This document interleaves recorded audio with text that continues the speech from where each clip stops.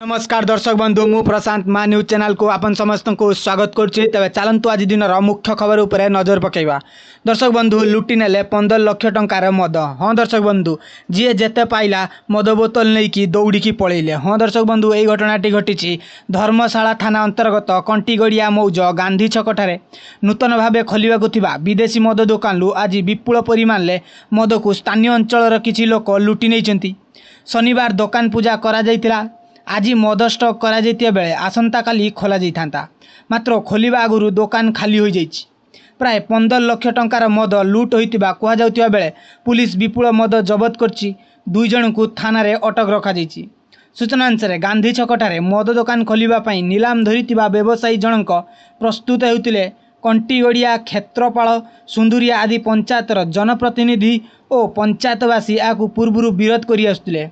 सेमाने ई मद दुकान विरुद्ध रे जिल्लापाल सह अबकारी मंत्री, अबकारी सचिव, अबकारी कमिशनर, एसपी, अबकारी सुपरिटेडेंट को दाबीपत्र प्रदान करथिले।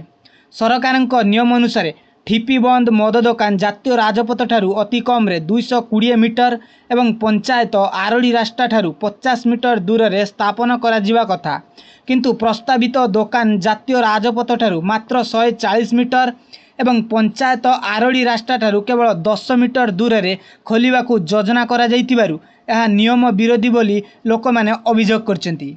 आसंता काली दुकान खोलिबा को थिला बेले आज सकाळे दुकान ले मद स्टक करा जाइतिला। ए संपर्क में खबर पाई किसी व्यक्ति सेठारे पहुंची दुकान सटर ताला भांगी भितरे भंगारुजा करथिले और परे दुकान मद बोही नहीं। जी जेते पाइला धरी धाइले, चाहू चाहू दुकान ले मद खाली हो गला। खबर पाई धर्मशाला पुलिस पहुंची किसी मद जबत करछि। एथि सहित 2 जन को थाना को नहीं पचराउचरा करुवा सूचना मिली। सूचना अनुसार एपर्यंत कौनसी थाना रे लिखित अभियोग होई नाही। ए संपर्क में दुकान दायित्व थिबा कर्मचारी कहिसंती जे हठात लोक माने मद दुकान उपरे आक्रमण करिवा सहित सटर ताला भांगी सबु मद बोतल बोही नहीं जाइछंती। दर्शक बंधु आज पई खबर एतिक थिला। रहिलु, नमस्कार।